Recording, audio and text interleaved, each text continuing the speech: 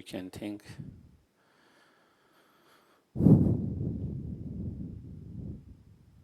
the purpose of my life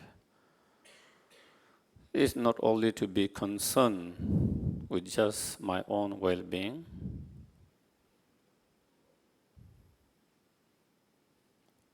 but to be able to help and benefit other sentient beings as well.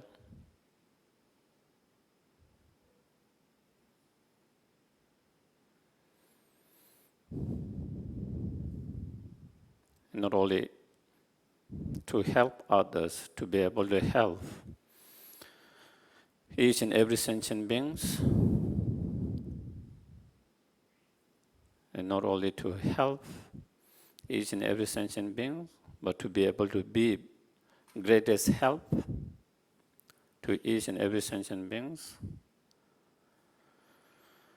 I must achieve fully awakening state, the Buddhahood.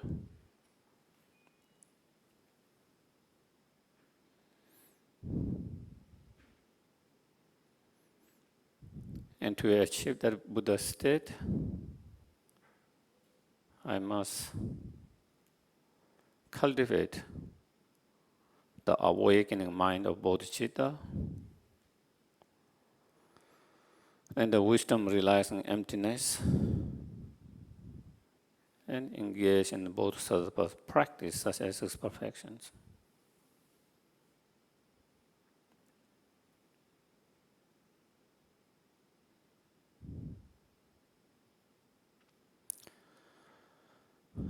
And in order to generate those inner spiritual realizations such as bodhicitta and wisdom,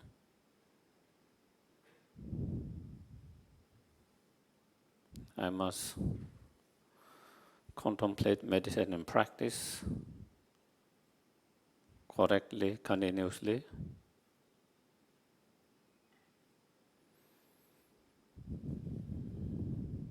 And create cause and conditions for that. Therefore, I'm going to listen.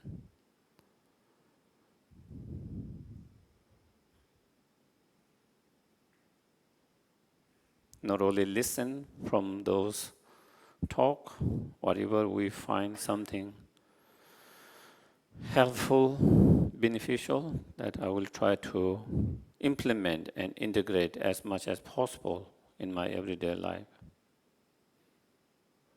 and in practice.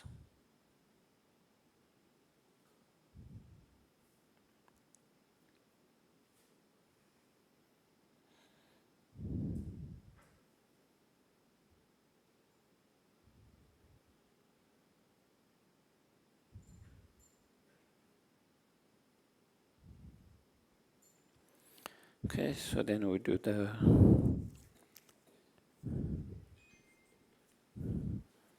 refuge in bodhicitta.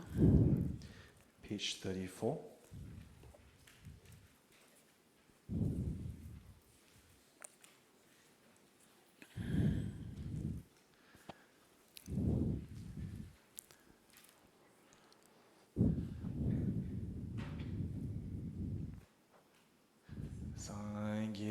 Chedan soki chonam la chanchu patu dani kyasu che dagi jinso gibe sonam ki dola penje sangye duba sho. Chedan soki chonam la chanchu patu dani kyasu che dagi jinso gibe sonam ki dola penje sangye dupa sho. Chedan soge chonam la chanchu padu dane kyasu che dagi jinso gebe sonam ge dola penje sangye dupa sho.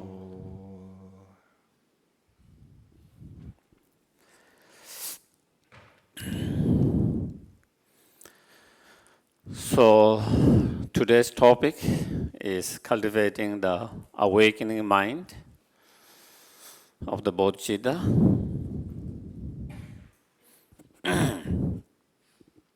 Um,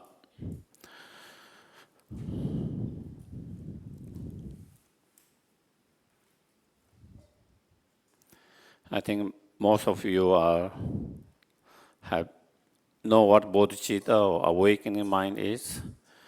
But if there are anyone who is new, before we talk more, just to bodhicitta is the Sanskrit term. Bodhi means enlightenment, awakening. Chitta means the mind of awakening, mind of enlightenment. What does that mean? It is a aspirations. Sometimes it's known in material writings. Is called as the attitude or the inspiration, the mind of two inspirations. One inspiration is to liberate all sentient beings from all their suffering and cause of suffering. In order to do that, then inspiration or the wish to achieve fully awakened state. So one wish, part of one wish, is to achieve that fully awakened state. Why one need to achieve that fully awakened state or Buddhahood is so that we can liberate all sentient beings from all their suffering and cause of suffering permanently. So that is the awakening mind, okay, the bodhicitta. So that is the subject that we are going to talk about today. And this bodhicitta, the awakening mind, is the heart of the Mahayana bodhisattva practice. Is the soul or the heart of the bodhisattva practice or Mahayana practice. What makes someone bodhisattvas or not bodhisattva is whether someone has that bodhicitta mind or not. It's not based on whether you have the wisdom realizing emptiness or not. Even the wisdom realizing emptiness is so crucial and important. But at the same time, by cultivating the wisdom realizing emptiness, even directly, one does not qualify as a bodhisattva. But even someone does not have the wisdom realizing emptiness, but if they have the bodhicitta mind, then that person's become the bodhisattva.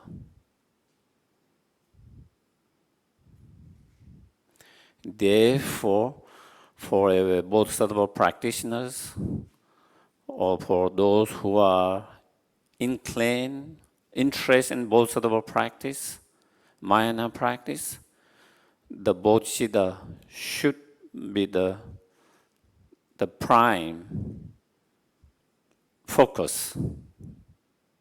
The prime focus should be the bodhicitta mind.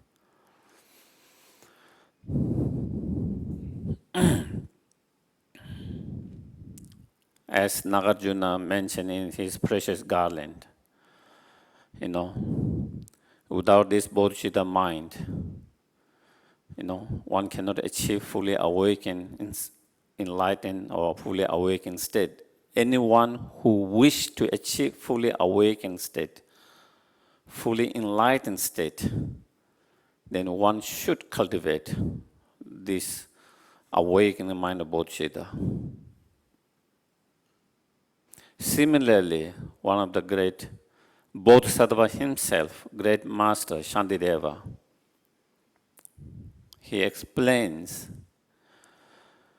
without this bodhicitta mind, not only one will not be able to achieve fully awakened state, but even while we are in samsara, one will not be able to experience true, inner peace and joy, happiness. Even while we are on the path, Even while we are in the samsara, if we want to experience more inner peace, more inner joy, more inner happiness, then one must cultivate the bodhicitta mind.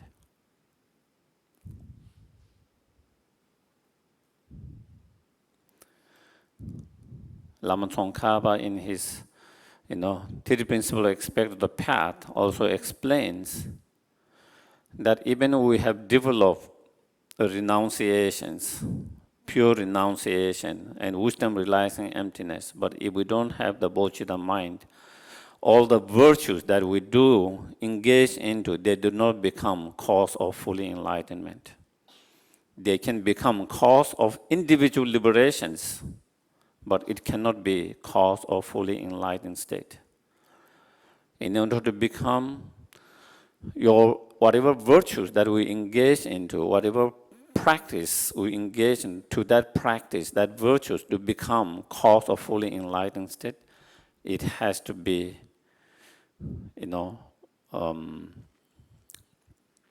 motivated by that bodhicitta mind. Then only that can become cause for enlightenment.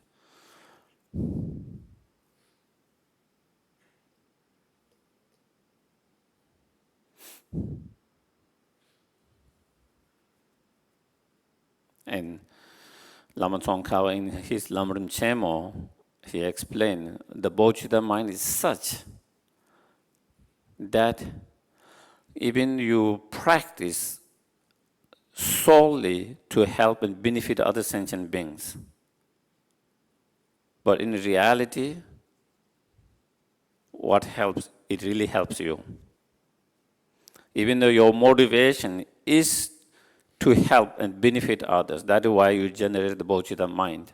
But as a byproduct of that, you yourself get the most benefit from out of it. Therefore, His Holiness Dalai Lama sometimes says, if you want to be selfish wisely.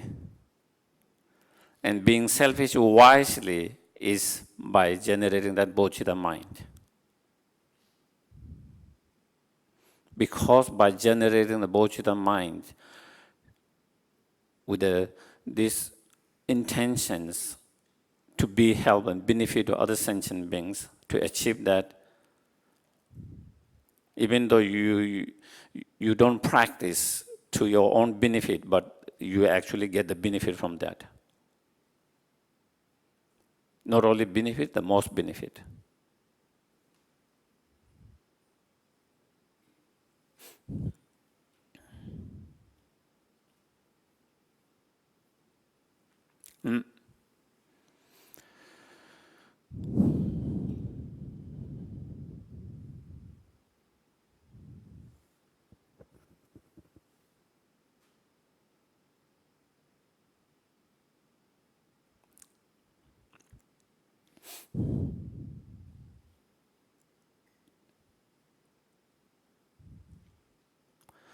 And as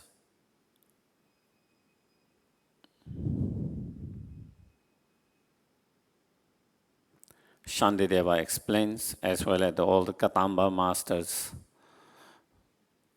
mentions, the bodhicitta is the most powerful practice to purify all the negative karma, and it is also most powerful practice to accumulate merit.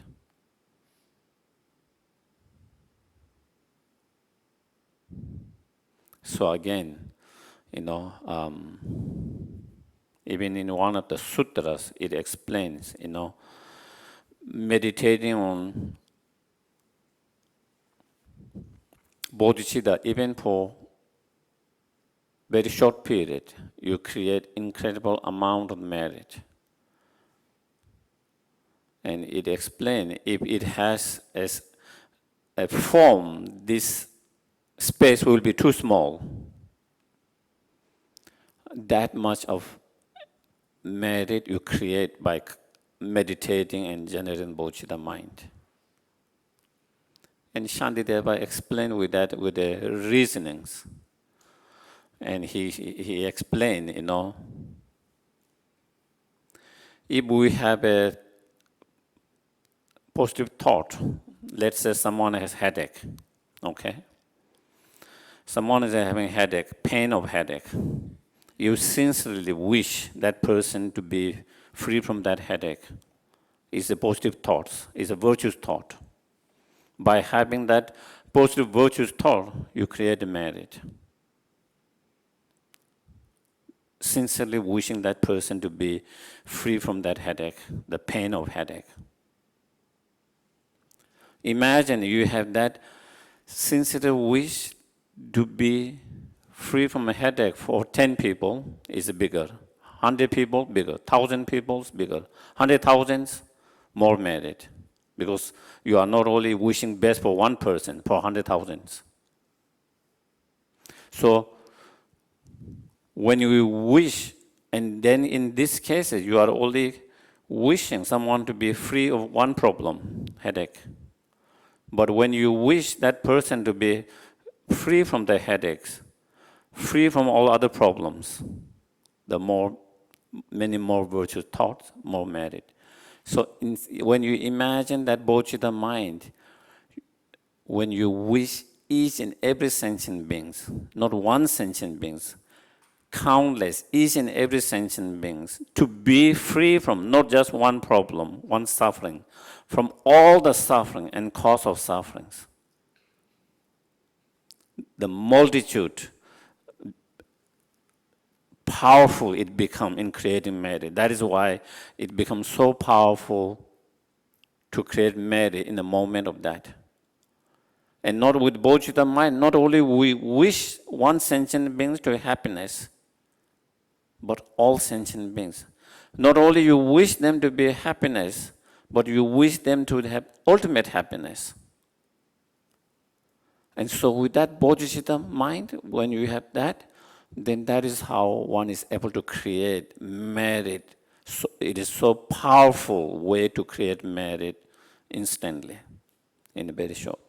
And so that is why all these Katamba masters and Shantideva say that is why it is so powerful to create merit and to purify the bodhicitta mind, the practice of bodhicitta.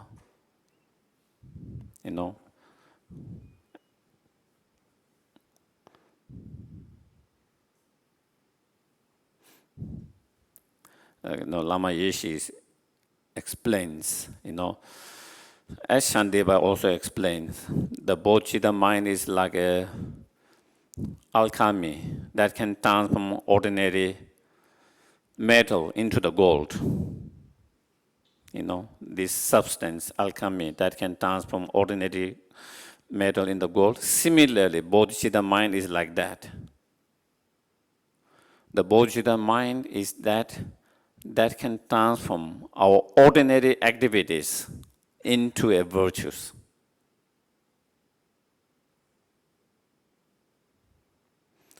Our ordinary activities, normally 24 hours, we engage in ordinary activities so much time.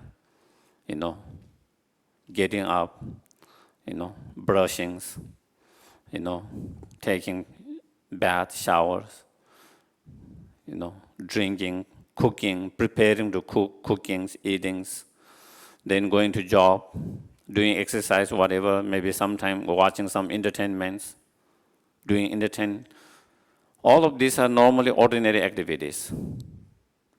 But when those activities are done with bodhicitta intention, motivation, all of those activities become virtues. All of those activities become virtues. All of those activities become cause of enlightenment. Your eating is not normal, ordinary eating. Now that becomes practice. That becomes virtues. That becomes, cause to enlightenment. How? By the power of that bodhicitta intention, motivations. And so that is so powerful, so powerful. When we are able to do that, then we can transform our 24 hours into virtues. We can change our 24 hours into virtues by the power of the bodhicitta mind. So then, we have no excuse to say, I don't have time to practice. Sometimes we have excuse, oh, I have to work, I have families, no time to practice. Well, sometimes we might struggle to find extra time. But while you are doing all these things, 24 hours that we do everything, try to bring that bodhicitta motivation in that moment while you are doing whatever you are doing. By doing that, then you are practicing. And therefore, we can practice anytime, anywhere, in any situations.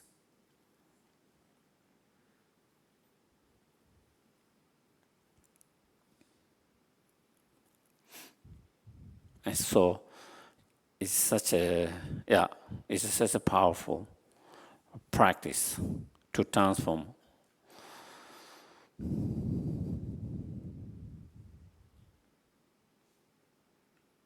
And again, Lama Geshe explains, bodhicitta mind is like a medicine that numbs your pain, like, painkillers, that numbs your pain, that you don't feel the pain. And is this the case when you develop bodhicitta mind? And when you, through the bodhicitta mind, when you are concerned and when you are aware of the suffering and pain of all sentient beings, when your mind is directed towards the pain and suffering of all sentient beings, when your mind is not too occupied with your own pain and sufferings, then, your own pain, your own problem feel much lighter, small. As we discussed, I think one of the weekend about transforming the suffering into happiness, Tonglen practice, we spoke about that, and we talked a little bit on that. Lot of time, when we have problem, pain, we become too occupied with our own pain and problem. We get stuck in that. Our mind is kind of sucked up in that. Why it is happening to me? Why is me? Why? What did I do wrong? Am I bad? What negative karma I did? All these kind of thoughts, we get so occupied and stuck in that. And then when you do that, our problem, pain, started to feel bigger and bigger. We started to feel is more stronger and stronger. And slowly, slowly, it overwhelmed us. And started to feel this is the biggest problem in the world. This is the biggest problem that is in the world. That is how you started to feel it. Because we are too obsessed and occupied with that. But with bodhicitta mind, you are aware of your pain and suffering. But with that awareness, your bodhicitta mind allows you to say, I'm not only one who is going through, all sentient beings are going through suffering and pain. And so many sentient beings are experiencing much more bigger problem, much more suffering than myself. When you open your mind in that, and when you're aware of that, then you start to, oh, my problem is such a small problem. My pain is such a small pain compared to all of that. It doesn't even feel a pain problem anymore compared to all others. And that is how you started to feel less pain. You started to feel much lighter, not being overwhelmed, but feel small, light. And that is almost like, like the numbing. And, His Holiness the Lamas was sharing stories, I think it was in 2012, when he was supposed to give a Kala Chakra initiation in Bodh Gaya, and he had stone in his glider, and then he had to be taken to the hospitals, and he shared that the pain was very strong at the very beginning, The pain was cruising, very strong. While they are driving to the hospitals, when he was looking from the window, he saw so many homeless children on the way. And His Holiness couldn't stop not thinking about the pain and sufferings of all the children that he saw while he was on the death. And as his mind became occupied with the pain and suffering of all these children that he just saw, he forgot about his own pain and didn't feel the pain that he was feeling so strongly. And that is one example when your mind is being occupied with the pain and suffering with others. Your mind is not so occupied with your own pain and suffering. You started to feel less of that. That is the, experience of those great practitioners.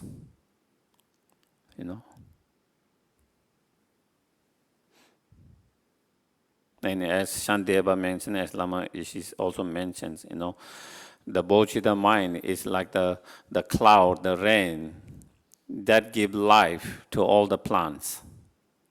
In the same way, this bodhicitta mind is like the clouds and rain that give life to all the spiritual plants, all the other spiritual realizations.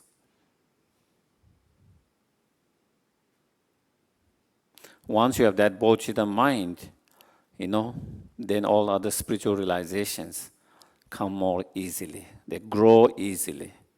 They develop easily, quickly. It's like the plants that get the rain. Now it can grow. It becomes more alive. It can grow and blossom. And same with our spiritual realizations. And as,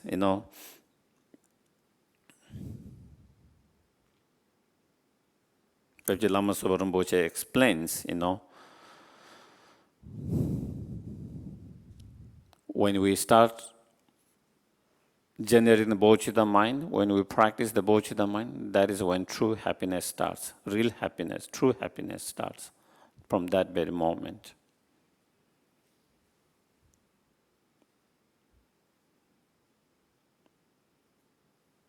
So, as His Holiness the Lamas always says, if you want to be happy, practice bodhicitta. If you want others to be happy, practice bodhicitta. If you want happiness temporarily, practice bodhicitta. If you want long-term ultimate happiness, practice bodhicitta.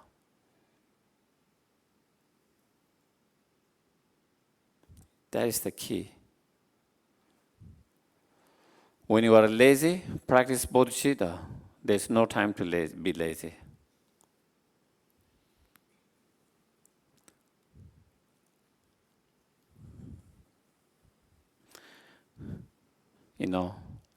The bodhicitta mind give you a lot of boost, energy.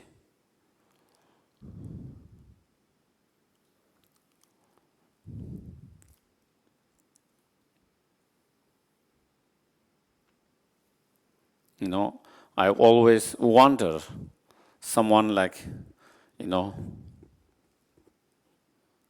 our teachers, Lama Sopa Rinpoche, how does he manage so much energy? 24 hours. 24 hours constantly practicing, helping, benefiting others.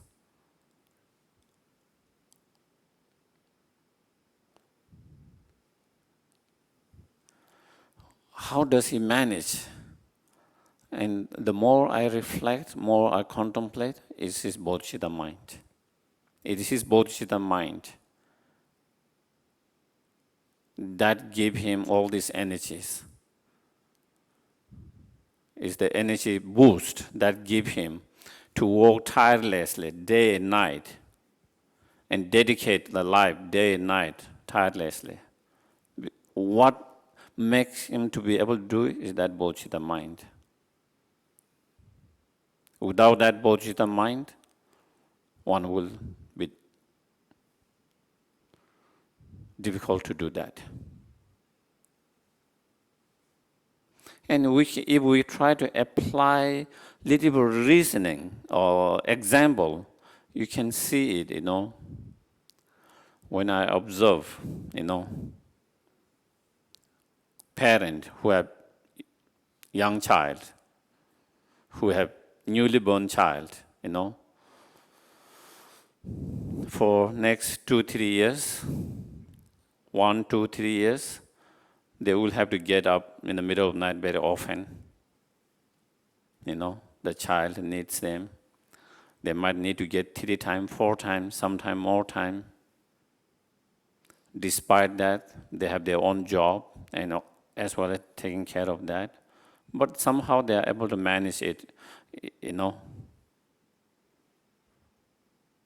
But let's say, okay, your neighbor is making a sound, big noise, 1 time, 2 times a night, that wake you up, that you couldn't go to sleep. Next day, when you wake up, you will be so grumpy. I couldn't sleep well. And you will be so upset with that person's, grumpy, and you feel very tired. You might feel very tired, grumpy, but as a parent with a child, not just one day, for a couple of years. Not one day, is weeks, months, years. Getting up every day, they cannot go deep sleep because they know despite that, they are able to manage. Why? Because of their love for the child.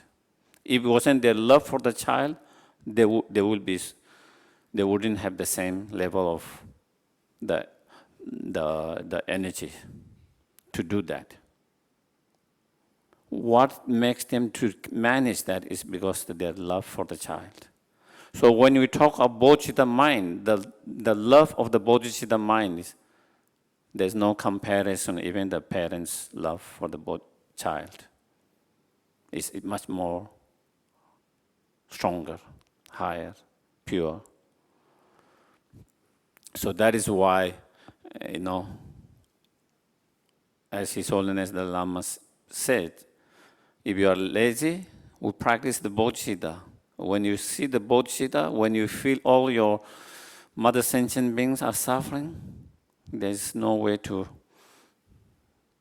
be lazy anymore. It's like when your child is suffering there and crying, there's no time to be lazy. You just get up and go and do, try to take care of what is happening and try to do whatever you can to clear the problem, the pain and sufferings. So therefore, that is why no time to, when you're lazy, practice that. When we are being, arrogant, feeling we are better than anyone else, superior to someone else, practice bodhicitta mind. That will help us to be grounded, practice humbleness. When you have the bodhicitta mind, there's no way that you feel you are more superior to that person. There is no way that you feel that person is less than you. There is no space for that kind of attitude. So there is no space for this arrogant, delusional pride. It helps us to be more grounded, practice humility, So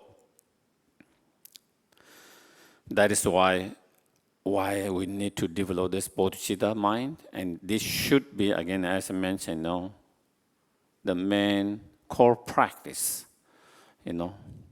That should be the more core practice. And all other practice are helping towards that, supporting towards that.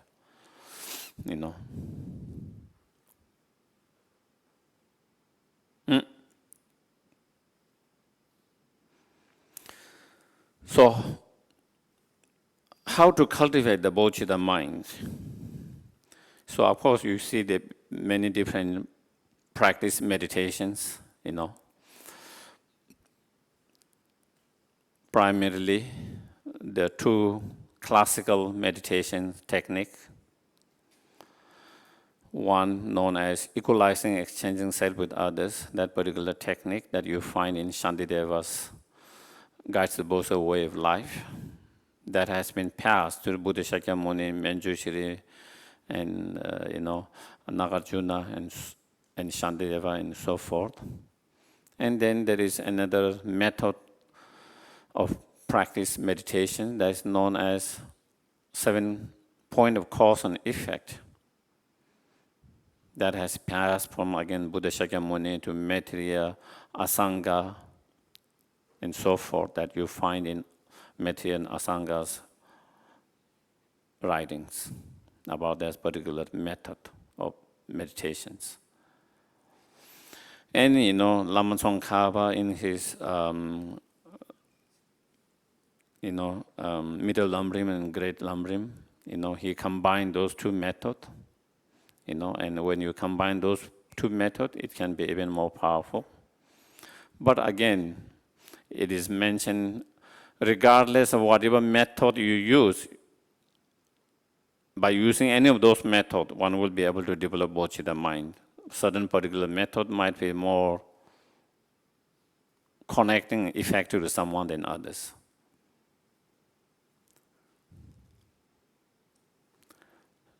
Sometimes we feel, there's so much to learn, so much to practice in Buddhism. Sometimes we might even feel a little bit overwhelmed, And sometimes we wonder, why do we need learn so many? Why do we need all this practice? Here, this.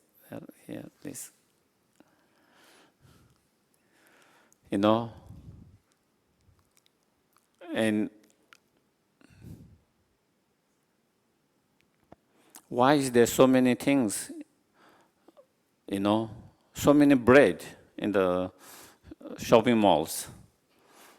Gluten-free, non-gluten-free, white, whole wheat, other grains, all kind of things. Why? Because it helps some people a problem with gluten, so they want gluten-free.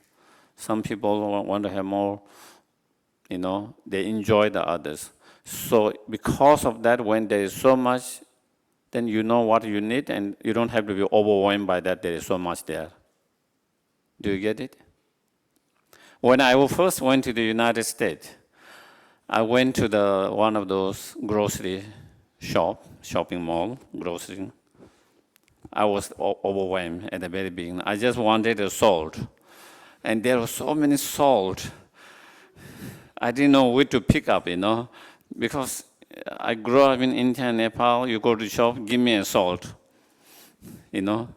That is it. But then there are so many, all these different kind of salt, all this kind of being overwhelmed, not being able to make the decision why, or which to get and all that, But once I know them, then I know next time I don't have to be overwhelmed by that. I know that those help different people needs different, and it is all there. And sometimes that there is so many meditation techniques and practice, because certain techniques are more effective to you, but that might not be as effective to someone else. Another meditation might be more effective to that person's, but it might not. So that is why we have so many different meditation techniques. And so we learn those different practice those different techniques, and we try to see which one works for us, which is more effective to us, which one we connect more strongly, and then we try to keep on doing that. You don't have to feel you have to do everything and overwhelmed by that. So anyway, I was talking about the method, different meditation method of the generating bodhicitta mind. Today, maybe I would like to start with the Shantideva's method, equalizing exchanging self with others. Regardless of whichever method you choose, any of those three methods, first we start with the foundation of equanimity. Okay? Because the whole idea is to develop loving kindness, compassion equal to each and every sentient beings. And to be able to develop that kind of loving kindness, compassion to each and every sentient being equally without being biased, impartially, first you need to develop the equanimity, the foundation of equanimity. So that comes, equanimity is the foundations. Okay, so then actually it coming to the actual practice itself, there are 5 points of meditations in equalizing exchanges self with others. The first one is known as the point of equalizing self with others. What it means is we try to contemplate, meditate that,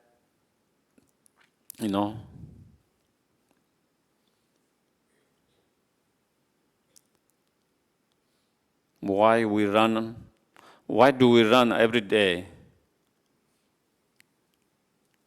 Why we run every day, what we do, because we want to be happy and we do not suffering. And by running after whatever we are running, hope that that will reduce the pain, suffering, with the hope that that will give us more joy, more happiness. That's why we all are running after different things. Why? Because, innately, we want to be happy and not suffer. It's not something taught by anything, but innately, from the very birth, the child, without being taught that they have to be happy, that they shouldn't suffer, they have this wish to be happy and not to suffer. Whether they can say the words or not, but that is why. So therefore, anything that is painful, they try to avoid that. Anything that they feel joyful, happy, they want, even they cannot communicate, They like the food, then they will, express in different ways that they want more or they like it. Something they don't like it, they push. Even you try to feed them, they don't want to eat it. So those innately we have this innate wish to be happy and not to suffer. So the meditations is to understand and feel not only I have this innate wish to be happy and suffer, each and every sentient beings have this innate wish to be happy and not to suffer equally, just like myself.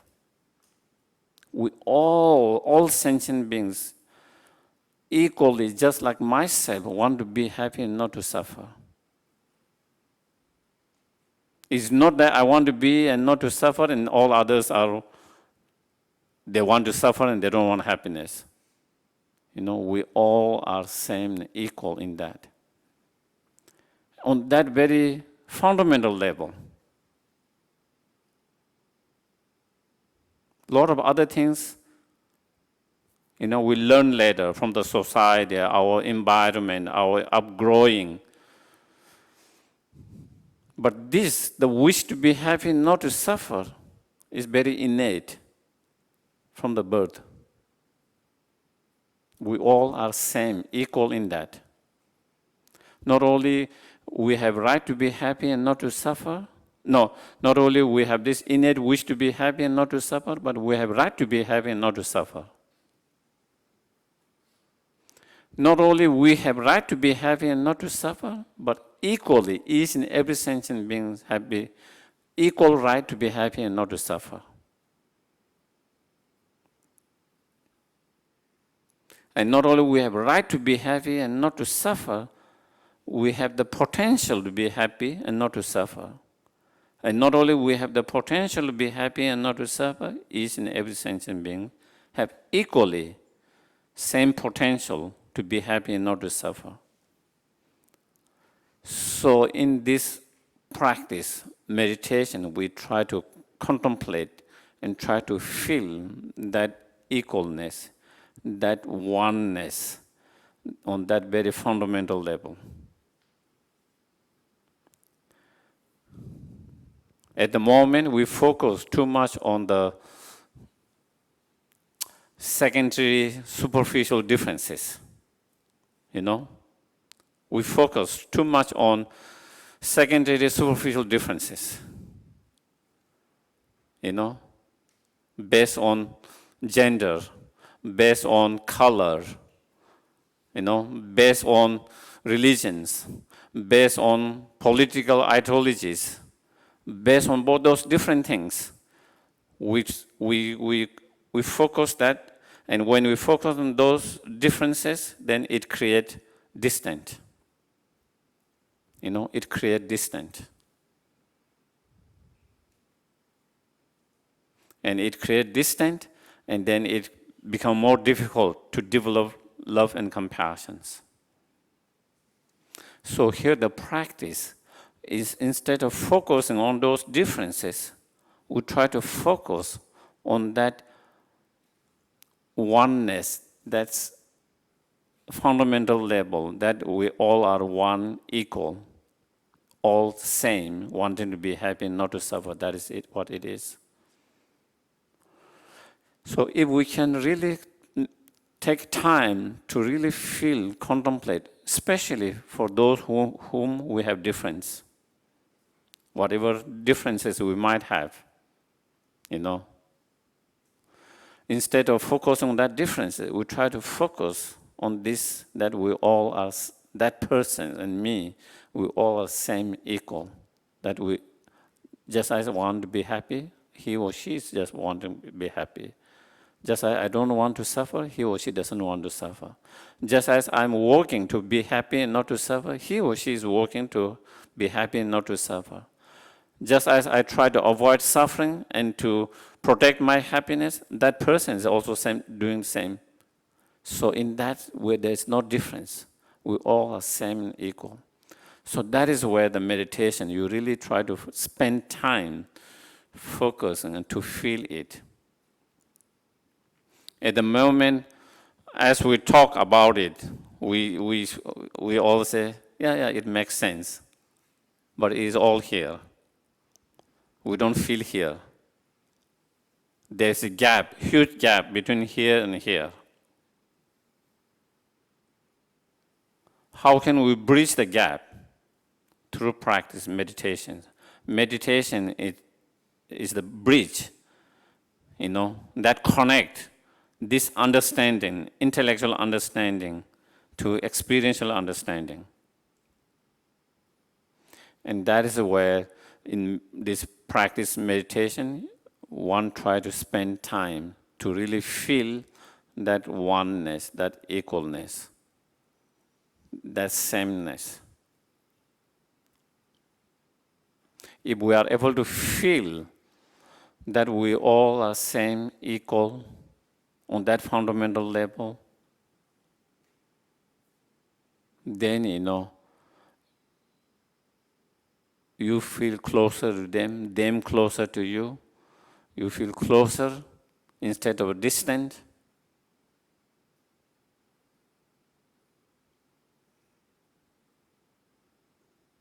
Because you feel we are same, equal.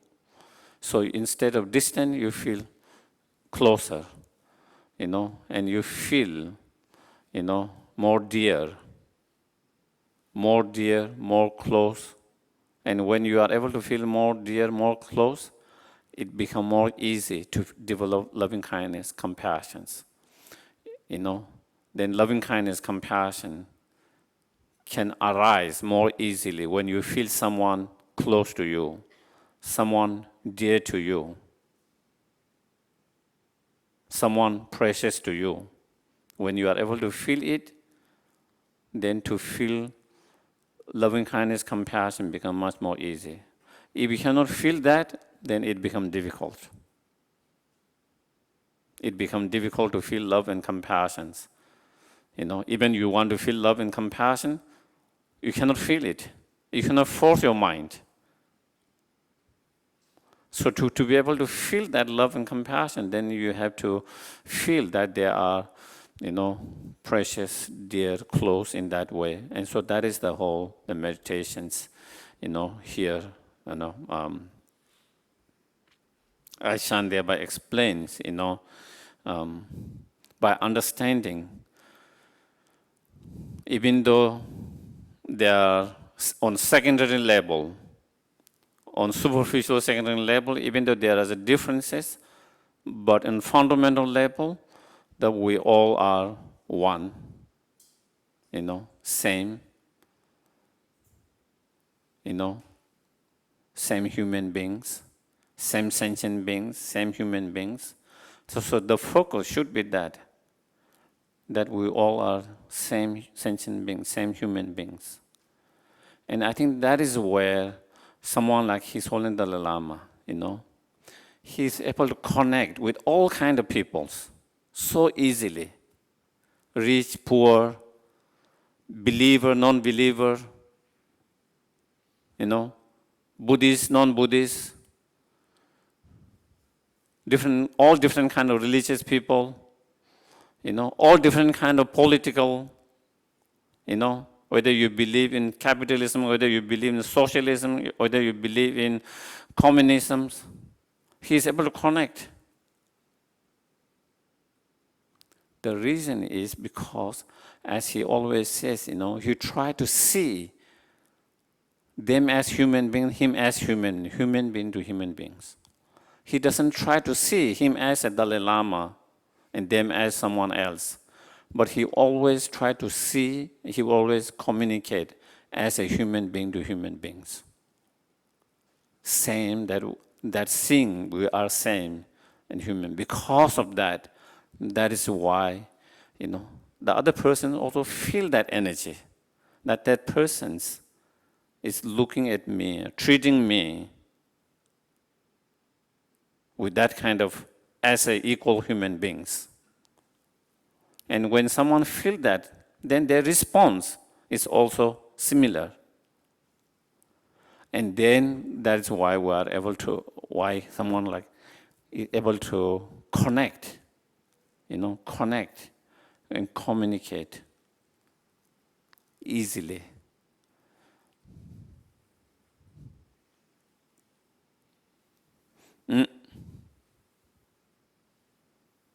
And yeah, that is what he said.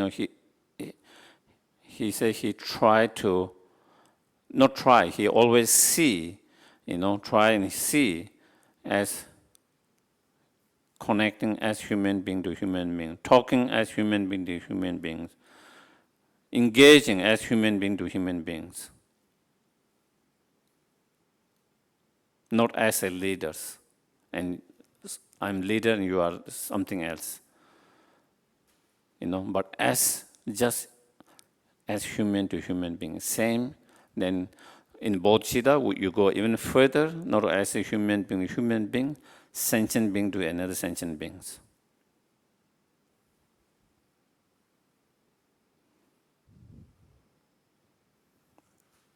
So that is whole this practice is that to see one in that, on that fundamental level, that oneness, that equalness, that sameness, and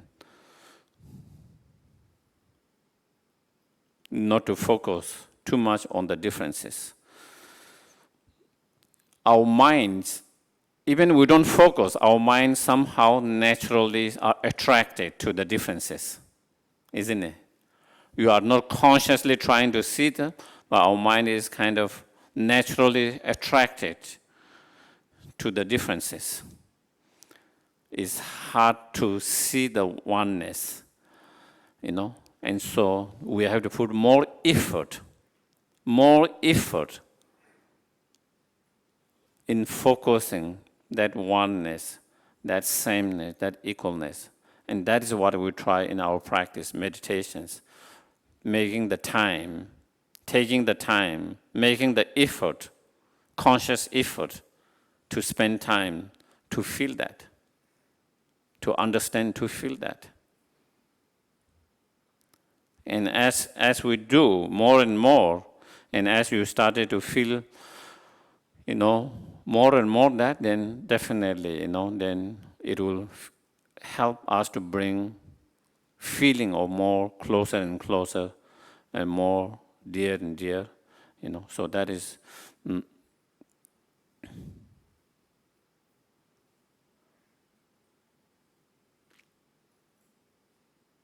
yeah. So that second point of meditation is, meditating on shortcoming or the defect or the faults of selfish attitude. Because selfish attitude is the main obstacle to develop bodhicitta mind.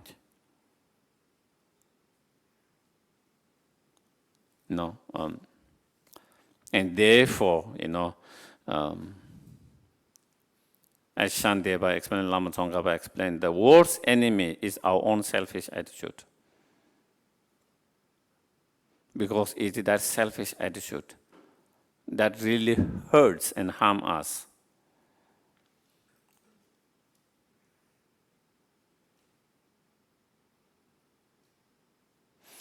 As Shantideva explained, all the sufferings, pain is a result of our selfish attitude.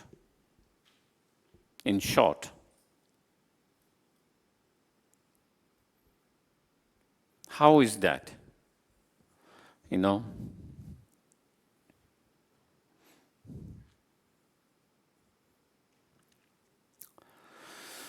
Our sufferings are a result of many causes and conditions. Our sufferings are result of many causes and conditions. Within those many causes and conditions, our state of mind, our karma, as well as other conditions. When karma is involved there, your karma, your state of mind, and then other conditions come together, then we experience conflict, problem, suffering, pain.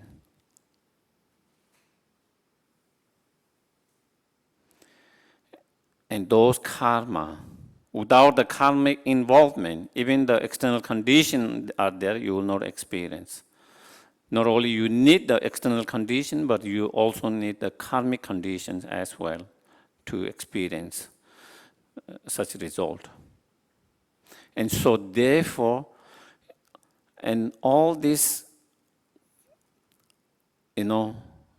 karma that we have created, the negative karma that we have created, is because of the selfish attitude. It's rooted in selfish attitude.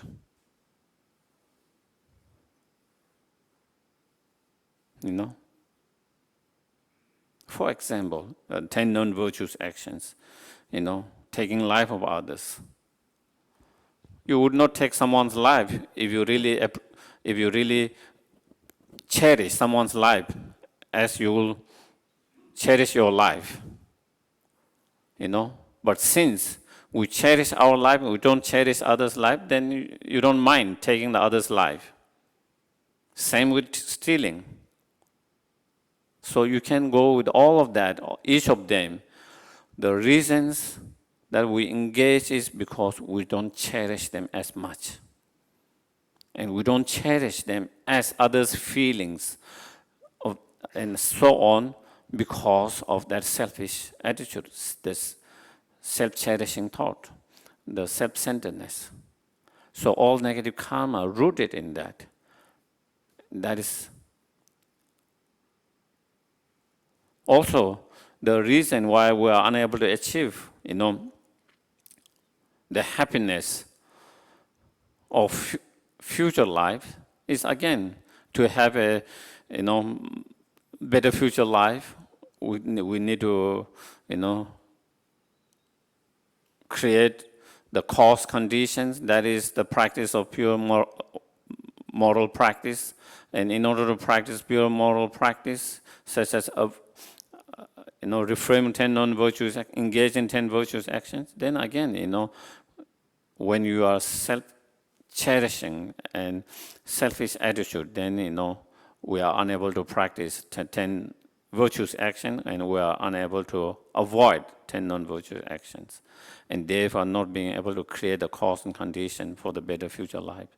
So again, it is, due to the selfish attitude, not being able to create the cause condition. Same with, the happiness of liberations. In order to have liberations, nirvanas, you need to have practice of three higher training, the wisdom, and then in order to that wisdom, the shamatha, in order to have that shamatha, the strong practice of moral disciplines, foundations of moral discipline. Again, when you have too much selfish attitude, then again, we cannot develop that kind of strong moral foundations. And again, that is why it is the obstacle to achieve that happiness. And again, in terms of the ultimate happiness, due to selfish attitude, we are unable to develop true loving kindness, compassion to all sentient beings. Due to selfish attitude, we are unable to generate the bodhicitta mind. By not being able to generate the bodhicitta mind, loving kindness, compassion, we are unable to achieve the ultimate happiness. And therefore, again, that selfish attitude is the root of all the sufferings. On the other hand, the third point of meditation is meditation on the benefit of cherishing thought for others. And as Shantideva explains, all the happiness that is there in the world is a result of cherishing thought for others. Again, if we look same, our happiness, all the happiness is a result of many cause and conditions, which again, our state of mind, our karma, and other conditions. And it's due to our positive karma, virtues, and all the virtues are rooted in cherishing thought for others. For example, such as the virtues of not taking the life of others, the virtues of not stealing the life of others, the virtues of not engaging in sexual misconduct, the virtues of not lying, harsh speech, divisive speech, and so forth. They are root. Why do we avoid taking life of someone? Because we cherish others' life just as our life. Why we try to avoid? We avoid taking life of others, and we engage in the virtues of avoiding taking life of them because we cherish. That is also life.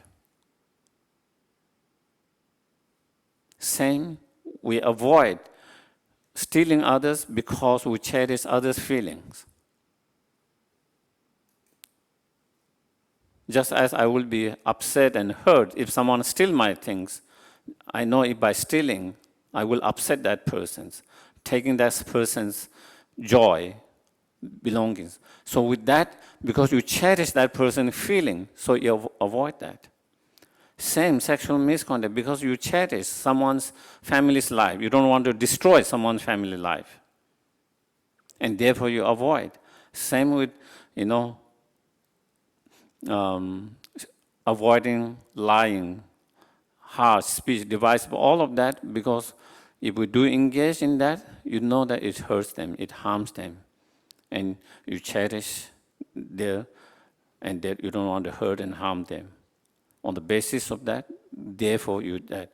So we engage in those virtuous actions that is rooted in cherishing, in some level, the cherishing to others, and therefore, again, all this, as a result of such virtues and other conditions, then we experience happiness. And same, in order to have a better happiness or higher rebirth, better experience in future life, we need to engage in a practice such as moral discipline, generosity and so forth. Again, we will be able to do that. The more you cherish others, the more you will be able to practice those virtues more. If you cherish those others, you will be able to practice those virtues more. If you practice those virtues more, you will create cause and conditions to have better rebirth, higher rebirth, and better experience in those higher rebirth. Same thing, if you want to achieve in nirvana, as I mentioned, you need the strong practice of three higher trainings. And the very foundation of all of those training is the moral discipline. And that moral discipline, again, is very, to be able to practice that moral discipline very strongly, again, it is rooted in cherishing to a certain level, to cherishing to others. And then, of course, the ultimate happiness, fully awakened state, is very much, rooted in the bodhicitta mind. And that bodhicitta mind is very much rooted in cherishing thought for others. Therefore, all the happiness, from temporary happiness, of samsaric happiness to the ultimate happiness, they all are rooted in cherishing thought for others.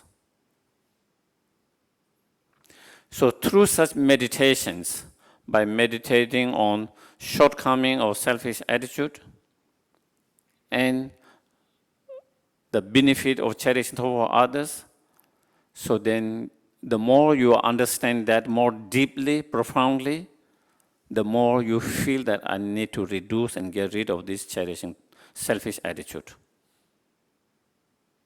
At the moment, we talk about it, but again, it is all here and in mouth and here, not really here. We don't have that profound. And so we don't really put so much effort to get rid of that selfish attitude. We don't make so much effort. Why? Why we don't make so much effort? Because we don't understand this is the main enemy. This is the worst enemy. We don't understand this is the one that really makes us unhappy. Is the one really make us suffer. We always think, that is nothing to do with my selfish attitude. It's his actions, his behavior. Nothing to do with my selfish attitude. That is how we see, And therefore, I don't feel like I have to change my selfish attitude. I just wish he changed his behavior and actions. And I want him to change his action and behavior. But we don't feel like I have to change myself. I have to reduce that because we don't feel this is the case. We feel it is there, not this one. Even though we have learned, but again, our understanding is still very intellectual level, very dry level, not experiential, not deep, not profound understanding. So through such meditations, again, we go on that profound, deeper level, to have that understanding not just in your brain, in your head, but to understand experientially, on deep. Once you have that experience, then we will put all the effort, to reduce and to overcome that selfish attitude all the time. And we will put a lot of effort and all the time to cultivate and develop the cherishing thought for others.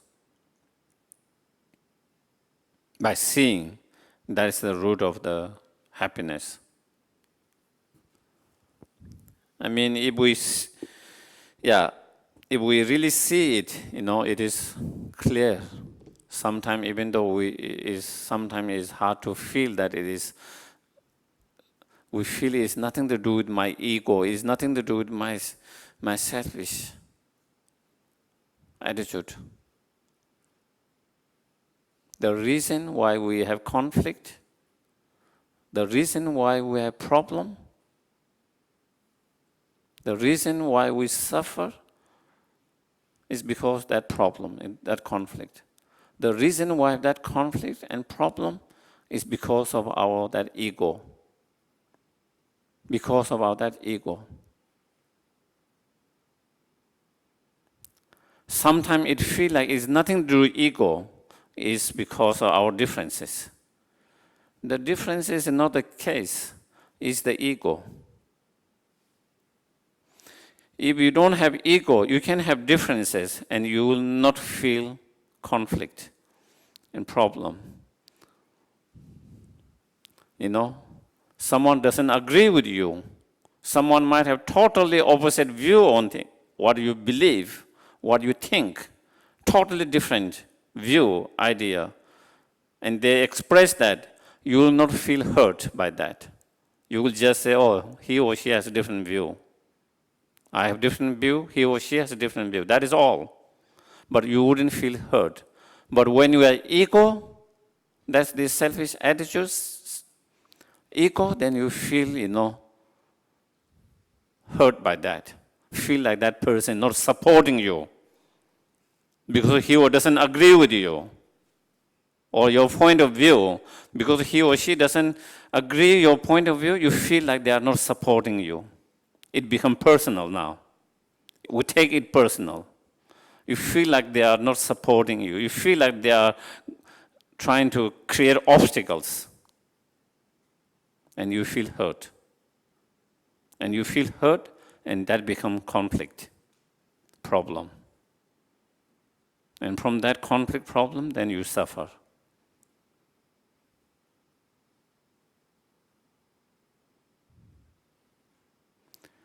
Sometimes even though we feel it is that those differences is not the differences, it's our ego.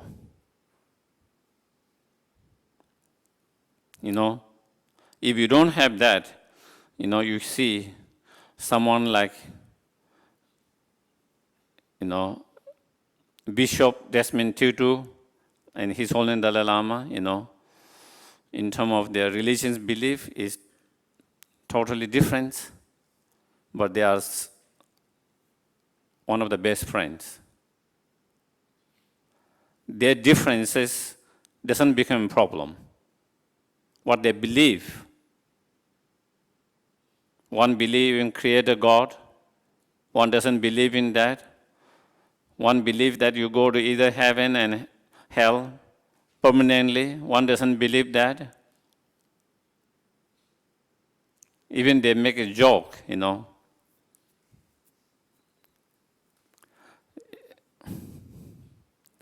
His own Dalai Lama, in their conversations, he said, he believed that I will go to hell. And Desmond Tutu said, yes, you will go to hell. Because you don't believe in God. So again, there are so much differences, but there's so much,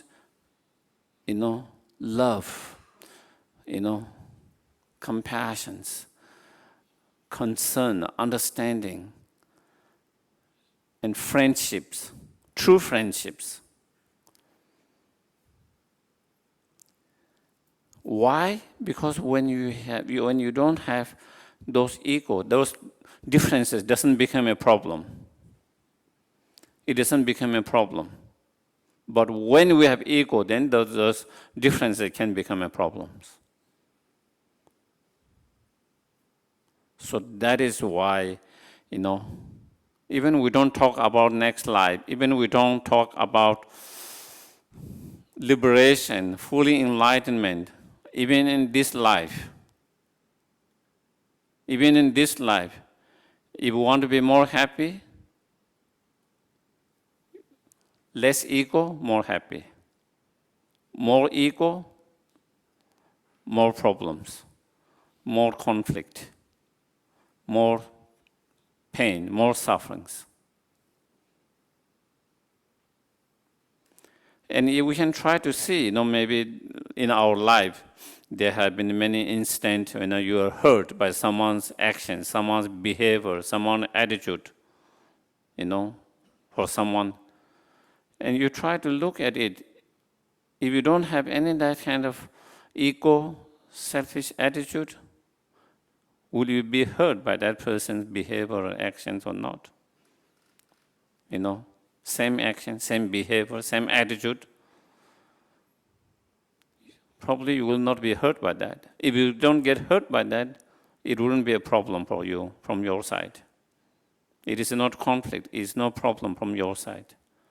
If it's not a problem and conflict from your side, there's no reason to be unhappy about that. From other persons, if they think is conflict, is problem, is their things. It's something they have to deal with that. But from your side, it's not a conflict, it's no problem. And so it doesn't bother you. It doesn't upset you.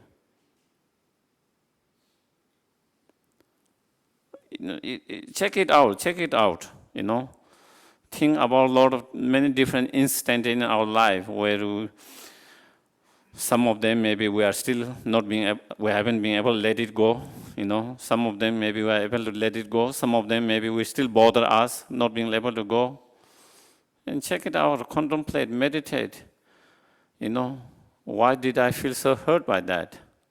Why did I feel so hurt by that I'm unable to let it go even now? Was there my ego involved in that, feeling the hurt? If there wasn't no ego in me, would have been felt hurt by that behavior, attitude, actions. If I didn't feel hurt, would that have become problem and conflict? Would I have suffered as much as I have suffered? So these are something, again, you need to contemplate, meditate on that, to have more deeper understandings of how the ego, the self-cherishing thought, the selfish attitude is the root for our problem, suffering and pain. To understand that more deeply,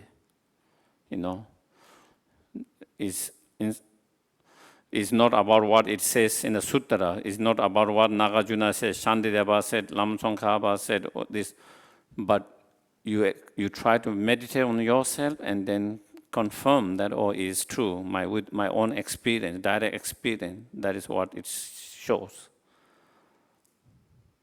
And that is what we try to do. Of course, at the very beginning, what Buddha said, all them, they can give an inspiration. At the end, you do the exercise yourself and try to find out if that is the case or not. Once you are able to find with your own experience, your own meditation experience, then it becomes much more profound, much more real.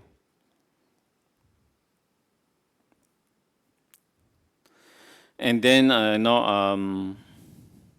so that is the fourth point of meditations is exchanging self with others. And that means, exchanging the attitude, as Lama Tsongkhapa said, At the moment, we cherish ourselves more than others. With understanding, cherishing selfish attitude is the root of the suffering, whereas cherishing others is the root of all the happiness. With that understanding, now we learn to cherish others more than oneself. We practice and learn to cherish others more than oneself. So that is changing the attitude. At the moment, we cherish ourselves more than others. Now what we exchange is changing that attitude by cherishing others more than oneself. In relation to that, I want to make a comment. is important to understand. When we talk about bodhicitta, when we talk about bodhisattva practice, cherishing others more, cherishing others, it doesn't mean you neglect yourself, you ignore yourself, you don't take care of yourself. It doesn't mean that. Sometimes there can be misunderstanding. You cherish yourself, but you cherish others more even than yourself. There's a difference. You take care of yourself, but you take care of others even more than that in the bodhisattvas. If you don't take care of yourself, if you don't cherish yourself, then you cannot develop great compassion and great loving kindness. If you cannot develop great loving kindness, compassion, you cannot develop bodhicitta mind. Why? If you don't take care of yourself, you don't have compassion for yourself, you don't cherish yourself, you have excluded one sentient beings, which is you, unless you are not sentient beings. No. If you are sentient beings, then all sentient beings need to be cherished. And you are one of the sentient beings. Okay? So I think that is, again, I think sometime again there is some, can be not fully understood, you know. And that is why sometimes instead of using self-cherishing, I'd like to use selfish attitude, self-centeredness, more than the cherishing part, you know. But anyway, you know, the whole idea is at the moment we cherish ourselves more than others, and through that you learn to cherish others more than yourself. You cherish yourself, you take care of yourself, but you learn to cherish others even more and take care of even more in this practice of bodhisattvas. So that is where. And in Shantideva, you know, he helped to give some kind of, you know, image that can be helpful, you know, in using the meditation in this particular. And image is, you know, you can imagine on one side yourself, you know, the selfish self. On the other side, you visualize countless sentient beings. Countless sentient beings. And they're all countless sentient beings on one side, and on one side there is selfish one individuals. They all are sufferings. Which should be the priority if you are looking as a more unbiased, as a, let's say, third persons, you know, which should be the more priority? The countless sentient beings or one selfish individuals? You know? And if you are unbiased, it makes totally sense. The priority is these countless sentient beings first, instead of one selfish sentient beings. One selfish sentient beings is something bad happens is one. If something good happens is one. The countless sentient beings, something bad happens is countless sentient beings. If good happens, countless sentient. So that should be the priority.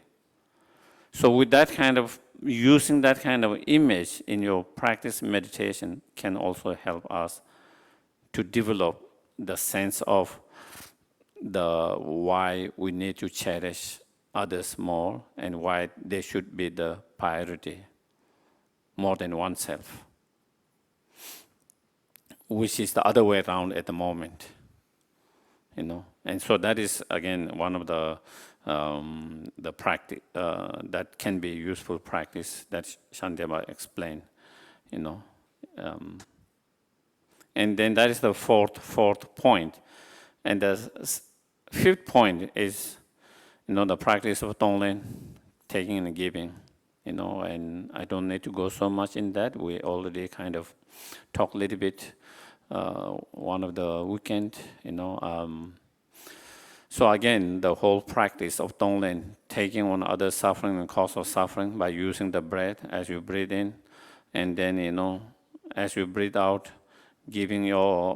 sending and giving all your virtues, all your happiness, all the positive qualities, sharing, giving, that kind of practice is to, again, help to develop loving kindness, compassion, to maintain the loving kindness, compassion, to increase loving kindness and compassion is a very powerful way to do that.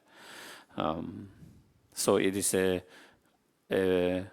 of course, there are many different meditations, again, in terms of cultivating loving kindness and compassion. And Tonglen practice is one of the most powerful way to cultivate loving kindness and compassion. One is powerful, very powerful method.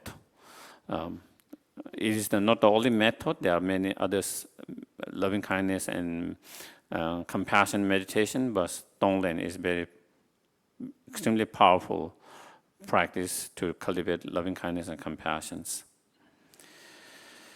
So, and then on the basis of that loving kindness and compassion, great compassion, then, on the basis of that, rooted in that loving kindness and compassion, then you develop the bodhicitta mind, driven by that great compassion, wanting to free each and every sentient, all their sufferings, cause of suffering, and in order to wish to lead all sentient beings to ultimate happiness and cause of happiness, then you feel you need to achieve fully enlightenment to be able to do that. And then when you understand that, then you generate a strong wish to achieve that fully awakened state. And that the wish to achieve that fully awakened state, driven by that loving kindness and compassion, or rooted in that loving kindness and compassion, is the bodhicitta mind. And, like many other practices, at the very beginning, it requires more effort, more practice, more effort. And as one continue to practice and meditate more and more, and as one get more and more familiarity, accustomed to the practice, then it requires less and less effort,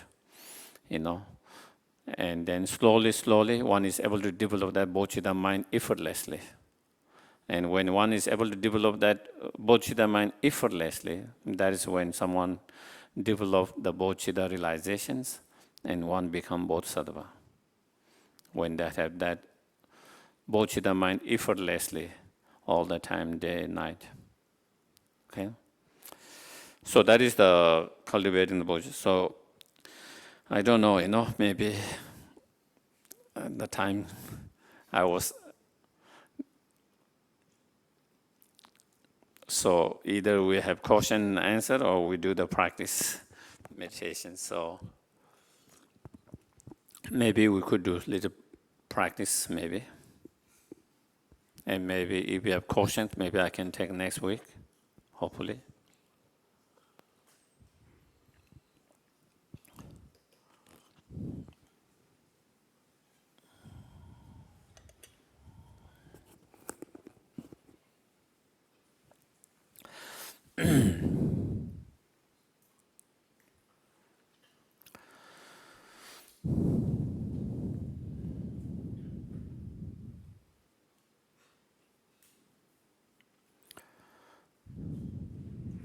Make yourself comfortable, relax, and keep your back straight. It will help to be more awake and alert.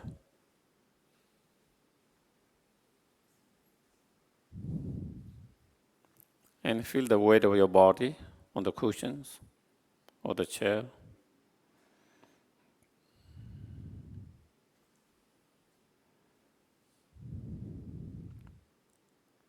And keep your mind watching the breath mindfully for a few moments.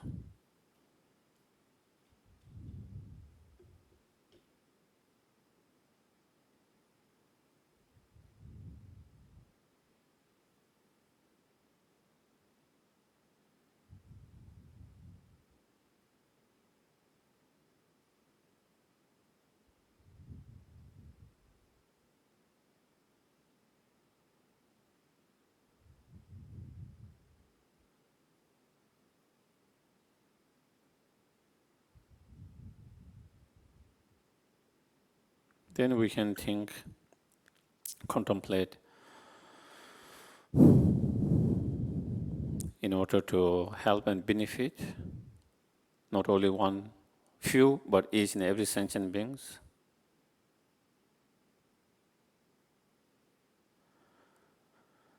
And not only to be help, to be greatest help and benefit, I must achieve my highest potential, the fully awakened state.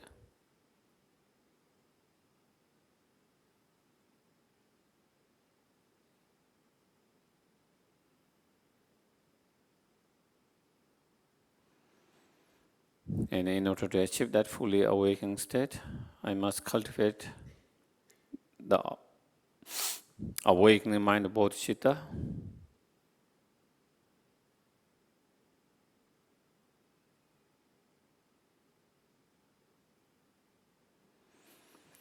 And in order to create cause and condition to generate that awakening mind of bodhicitta, that I am going to engage in this meditation practice.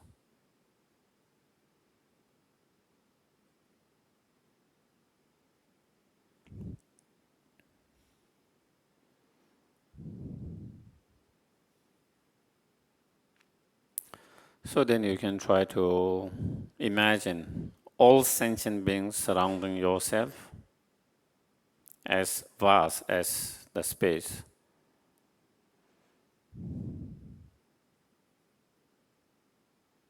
All in human form, maybe with their individual sufferings.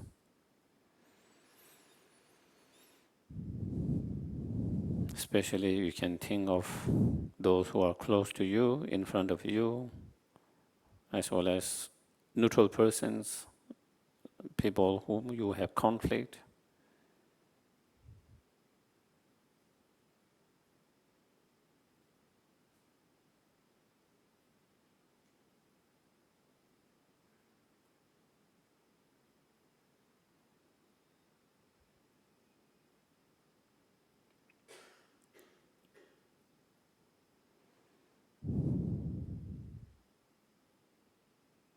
Then try to recognize that how innately, without being taught, that we want to be happy, not to suffer. Since childhood, since the birth, from the beginner's lifetime.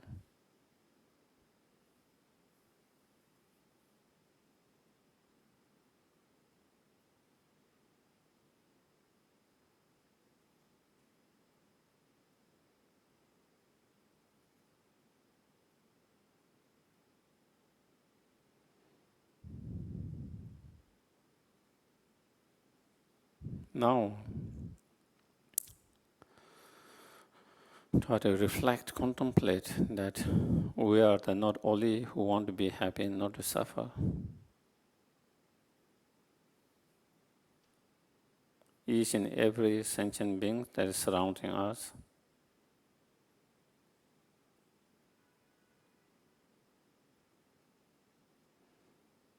including with whom we have differences,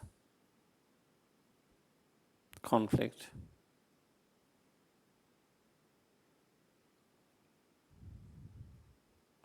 Each and every one of them equally just like ourselves want to be happy and not to suffer.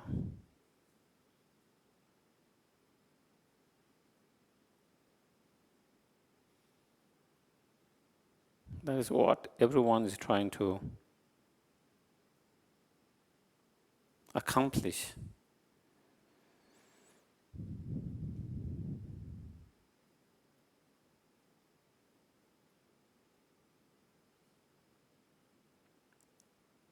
We all are same and equal on that very basic and fundamental level.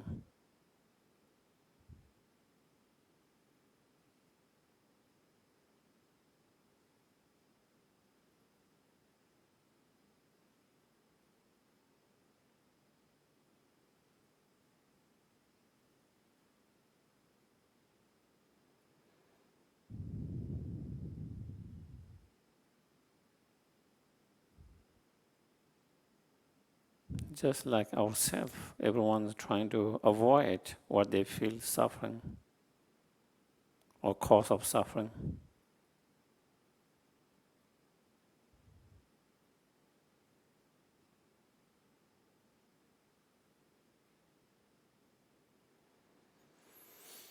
And everyone's trying to achieve happiness or what they believe is the cause of happiness.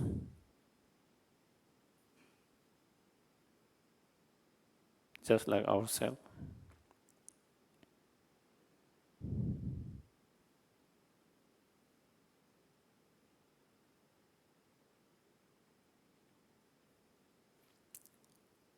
Try to understand and feel that, especially with those whom we have differences and conflicts, that we all are on same boat.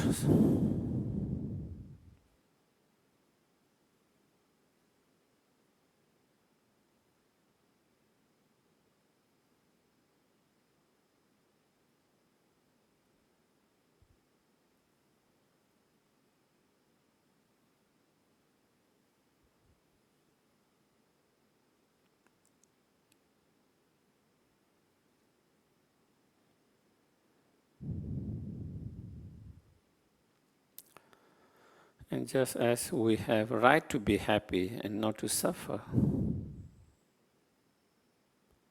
each and every sentient being have the equal right to be happy and not to suffer.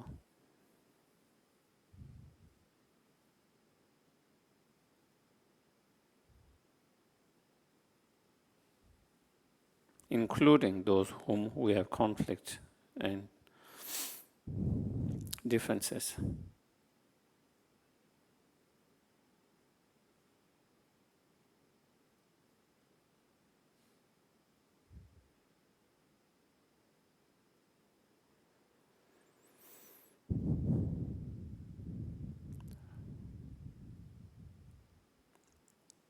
Try to understand and feel that not only we and our family, friends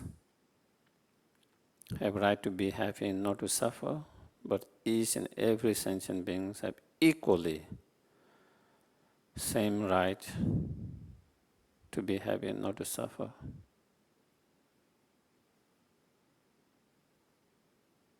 No one should suffer.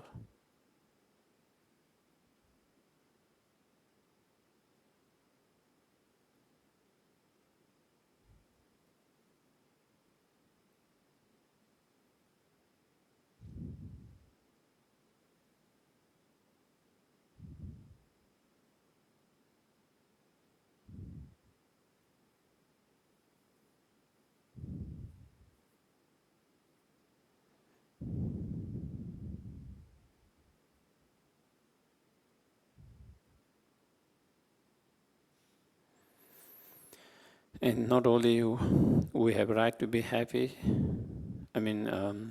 potential to be happy and not to suffer, each and every sentient beings, again, equally have the same potential to be happy and not to suffer.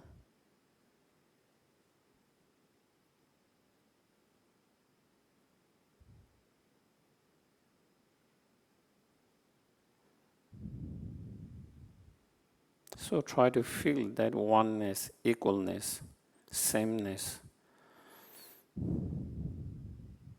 on that very fundamental level.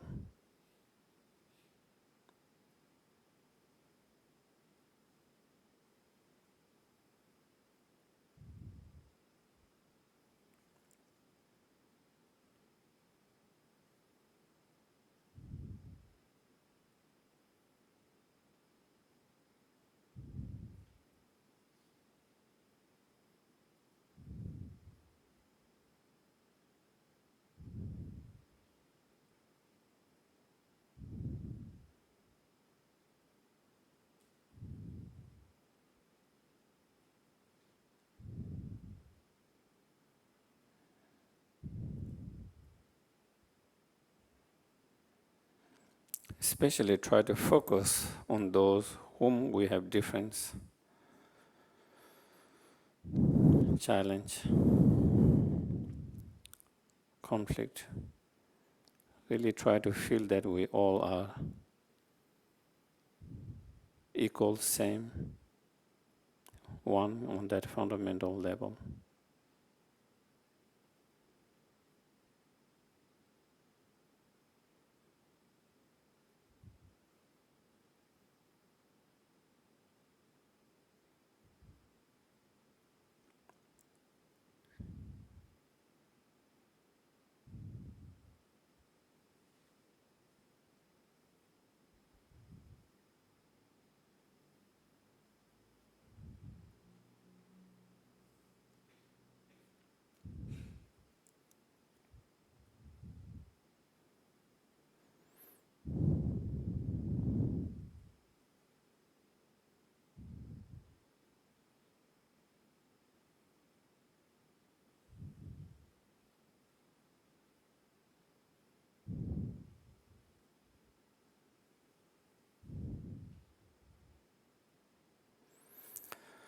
That being the case,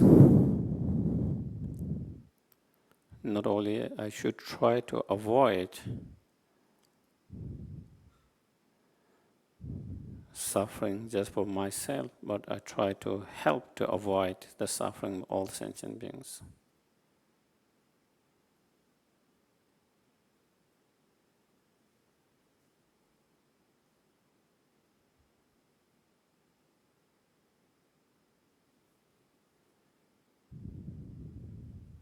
Not only I should try to relieve the suffering of myself, but I should try to relieve the suffering of all sentient beings, because no one wants that.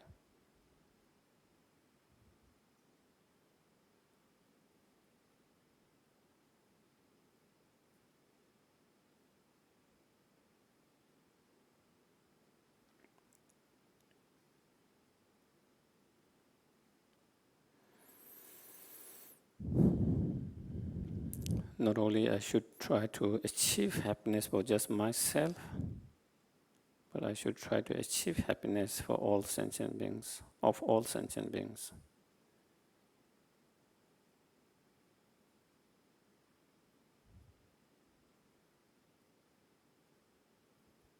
Because that is what everyone wants, just like myself.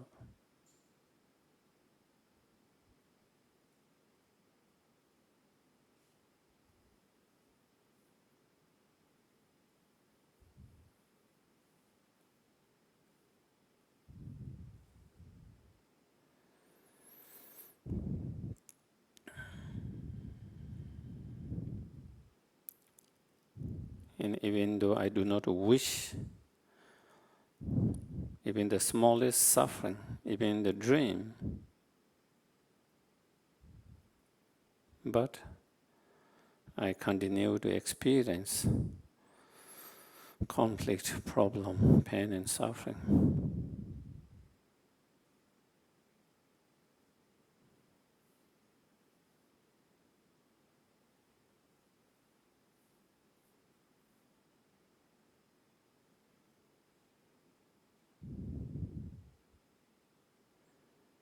And the reasons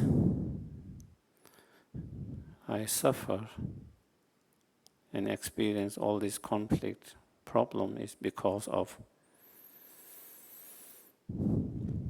mainly, primarily selfish attitude.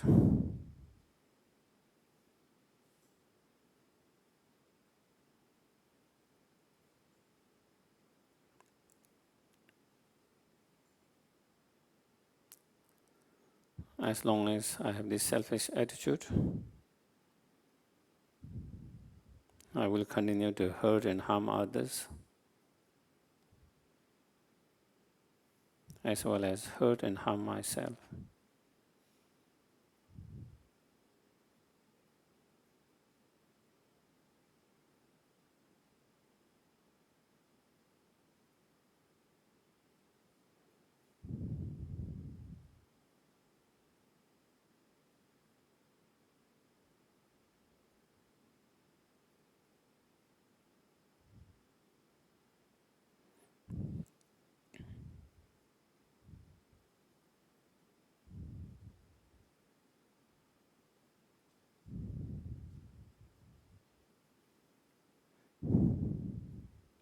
Therefore, if I don't want to create more suffering to others and oneself, I must try to reduce and eliminate that selfish attitude.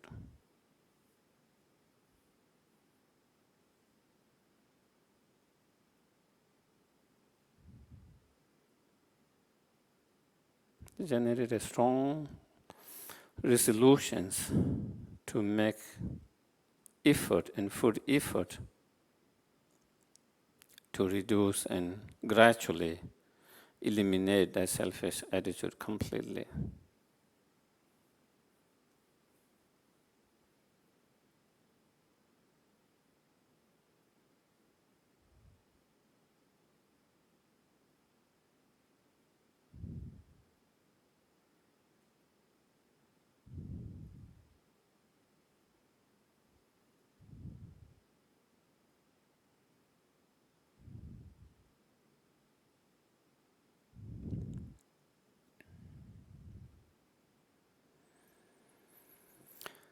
And even though I want to be happy, but I struggle to find lasting true happiness.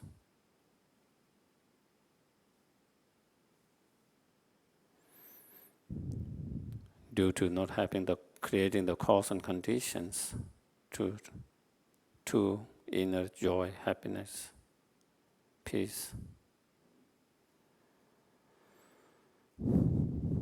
That is the cherishing thought for others.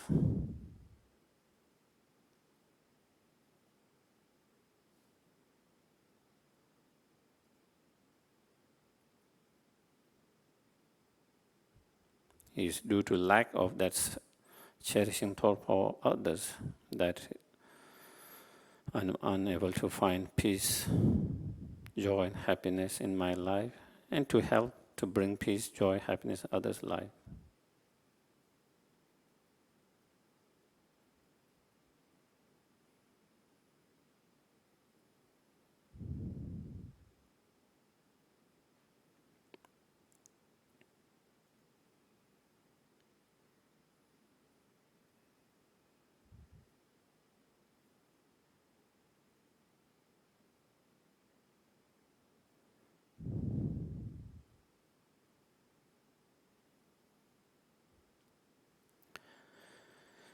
If I want to help others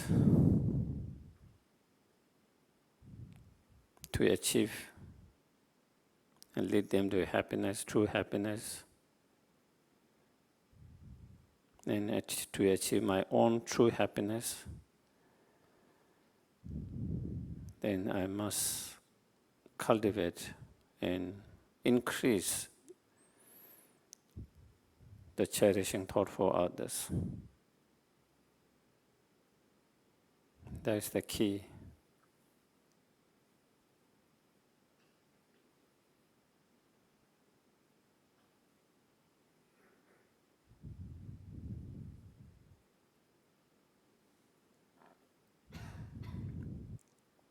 So try to generate strong determination and resolutions that we will try all our best to put more effort,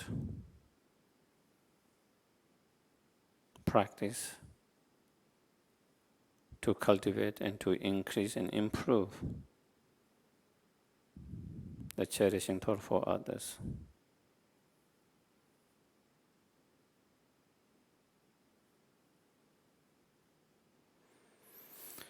Which is the root of true happiness of oneself and others.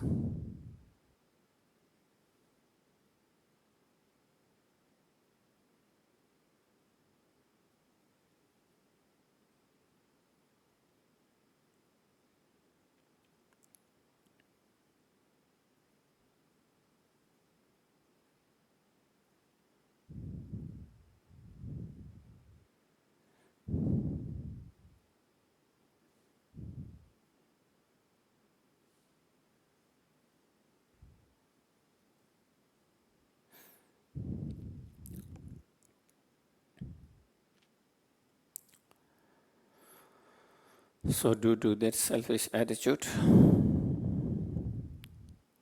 all sentient beings are also experiencing suffering and cause of suffering.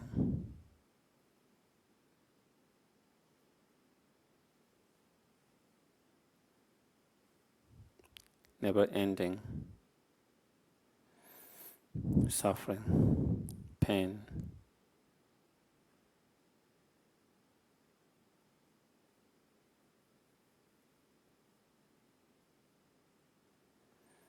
Some of them are going through the suffering of pain. Some of them going through the suffering of change.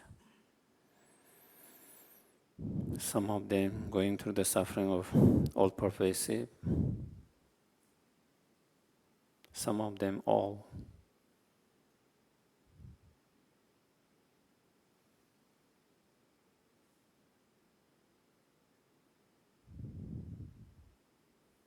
So try to feel the pain and suffering of others as much as possible.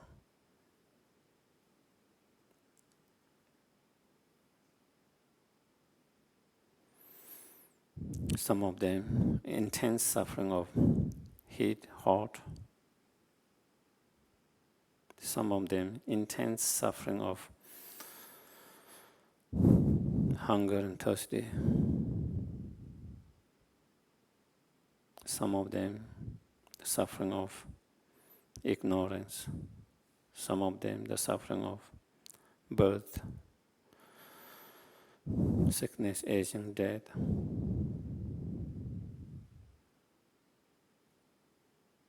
Some of them the suffering of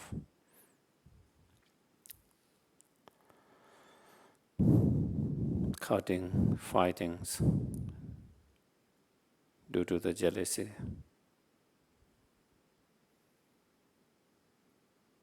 Some of them the sufferings of intense sufferings of death, sign of the death, and the sign of rebirth in the futures, lower realms.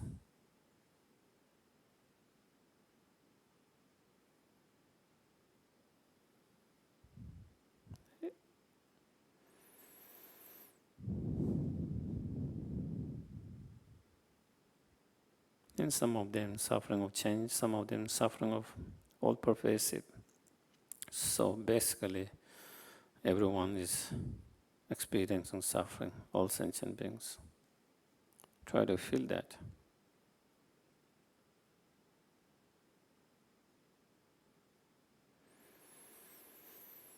And generate a strong wish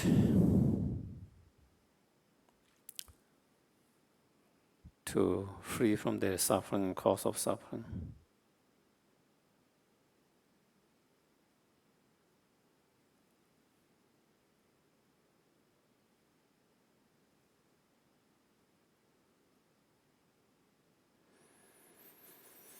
And as you breathe in, you can imagine, visualizing, taking all their sufferings in the form of black energy with the breath.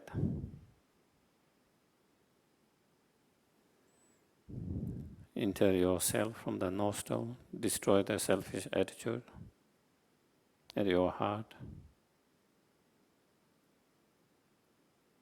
and transform into loving kindness, compassion.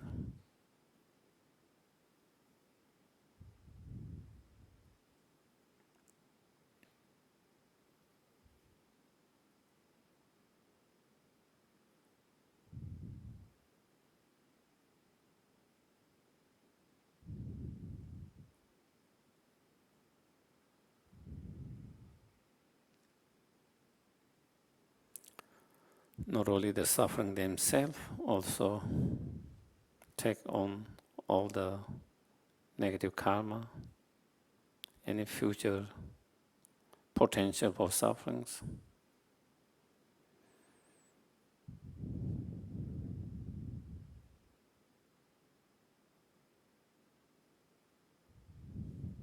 All the delusions.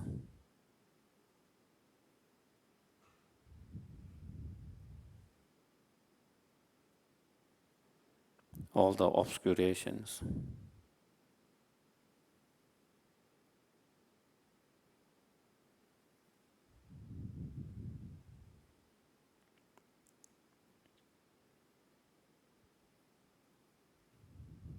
So imagine, visualize they're taking all their suffering and all the negative karma, delusion, obscuration completely.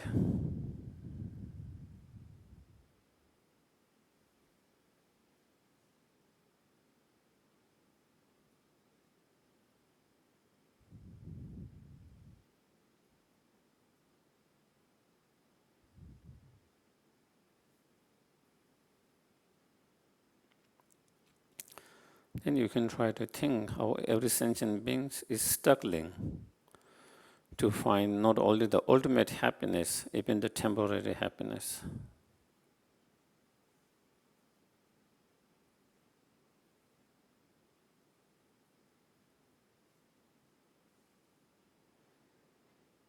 So much challenge, struggle, difficulty, even in finding temporary happiness.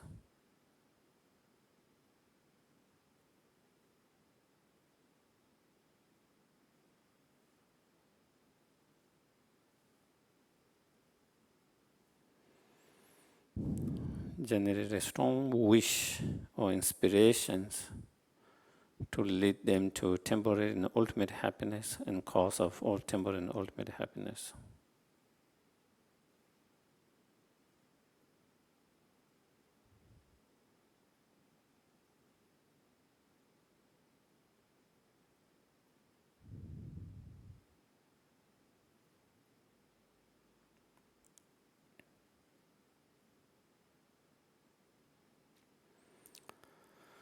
And as you breathe out of that loving kindness, compassion, you send all your virtues, all the happiness, all the positive qualities that we have in the form of white light together with the breath as you breathe out, and sending out whatever happiness that they wish for.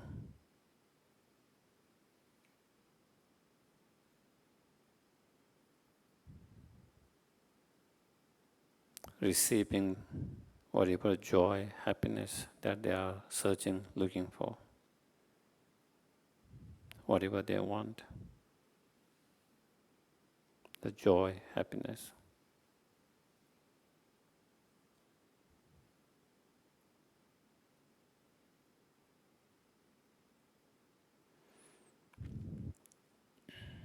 Such as a relief from the extreme hot, cold, extreme hunger, thirsty,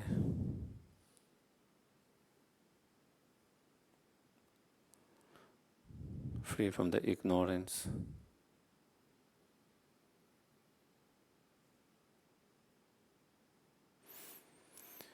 aging, sickness, death, and samsara rebirth, and to all of them.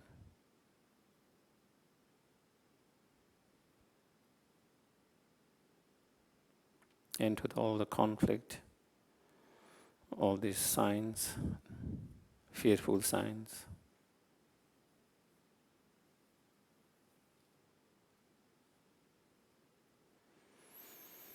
Also, we send all the positive karma, all the virtues such as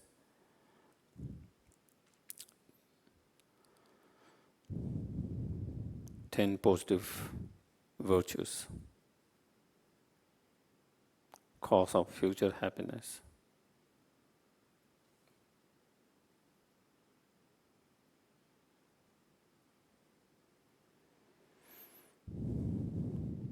Sending them true love, compassion, bodhicitta mind, wisdom, realizing emptiness, the practice of six perfection, and so forth.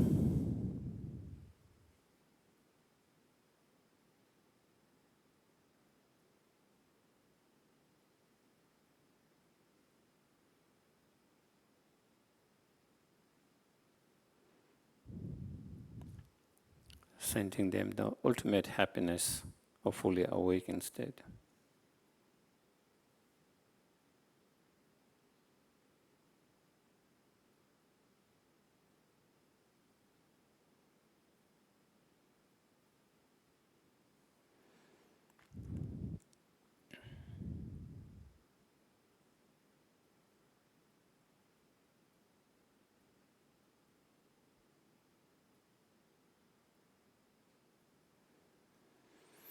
Imagine that they receive all of that.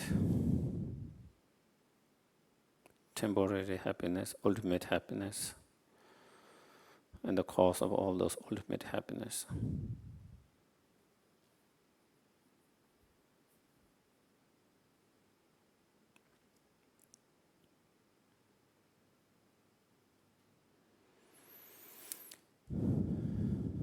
Even though we want to help to liberate them from all the suffering, cause of suffering,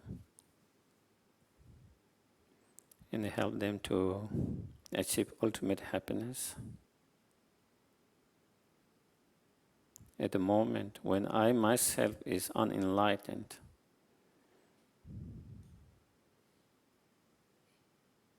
the help I am able to do is so limited.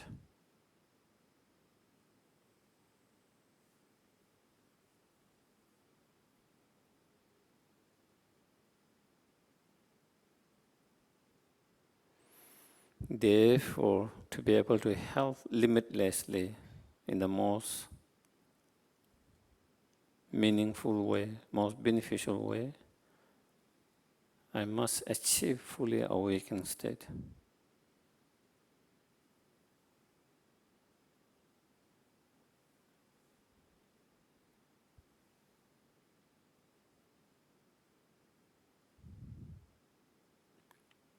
Therefore, I'm going to put all the effort and create the cause and conditions to achieve that fully awakened state.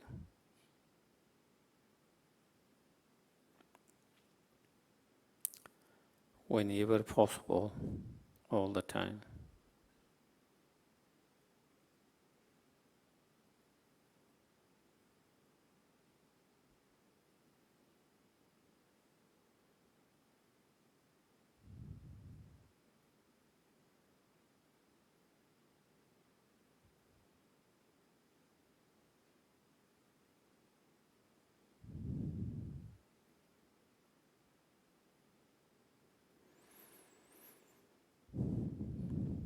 And then you slowly bring your attention to the breath.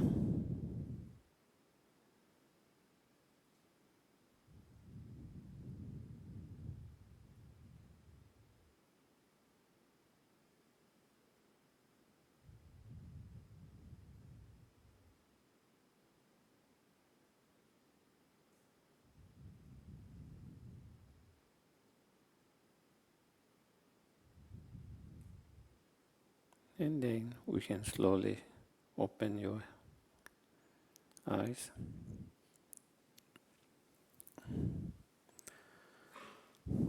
So then we can do the dedications.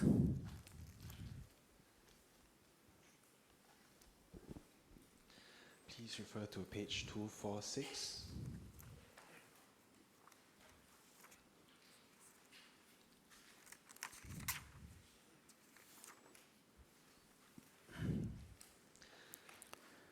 May all beings everywhere, plagued by the sufferings of body and mind, obtain and overshape in happiness and joy by virtues of my merits. May no living creature suffer, commit evil, ever fall ill. May no one be afraid or belittled with the mind weighed down by depression. May the blind see form and the deaf hear sound. May those whose bodies are worn with toil be restored on finding repose. May the naked find clothing, the hungry find food. May the thirsty find water and delicious drink. May the poor find wealth, those with sorrow find joy. May the forlorn find hope, constant happiness and prosperity. May there be timely rains and bountiful harvest. May all medicine be effective and wholesome prayer bear fruit. May all who are sick and ill quickly be free from their ailments. Whatever disease there in the world, they never occur again. May the frightened cease to be afraid, and those bound be May the powerless find power, and may people think of benefiting each other. For as long as space remains, for as long as sentient beings remain, until then may I too remain to dispel the miseries of the world. Long life prayer for His Holiness in the insert. Incomparably kind and supreme Tenzin Gyatso, the wish granting, wish fulfilling jewels, source of every single benefit and happiness in this world, may you have long life and your holy wishes spontaneously fulfilled. Peerless teacher and Assembly of children of victorious ones, Savaka and Praktya of Buddhas, victorious Lords and Father and Son, alone of the lineage master, all the objects of refuge and infinite lands, please bestow the virtues and goodness to accomplish this prayer here and now, holding and spreading the most precious and complete teachings through explanation and practice. You owe the immoral patience that is never discouraged. Incomparable, venerable Guru, to you I will make request. By striving Single-pointedly for the sake of victorious one teaching, the sole gateway to all benefit and happiness emerge, and for mother living beings, you suddenly depart your peace, what a great loss. Nevertheless, through the undeceiving truth of blessings of oceans of three jewels and the great wave of bodhicitta of children of victorious one, may the smile of reincarnation swiftly beam in glory for fortunate disciples. Thank you, everyone. Good night. Thank you. And yeah, if you have questions, I will take next time. Today we didn't have, but okay. Thank you.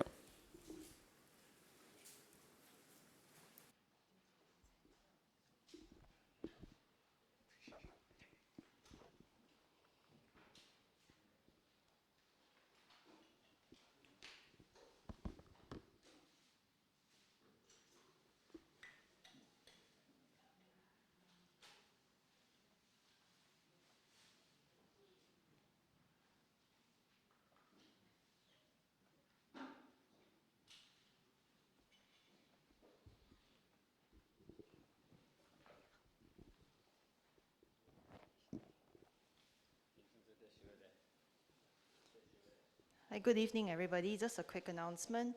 On 8 January, this Thursday, from 7:30 p.m. to 9:30 p.m., Geshe will continue teaching letting go of attachment, which includes teachings and guided meditations to understand and cultivate renunciation. And on 9th January, Friday, from 7:30 p.m. to 9:30 p.m., we will commence the teaching all about karma, which is Module 6 of the FPMT study program, Discovering Buddhism.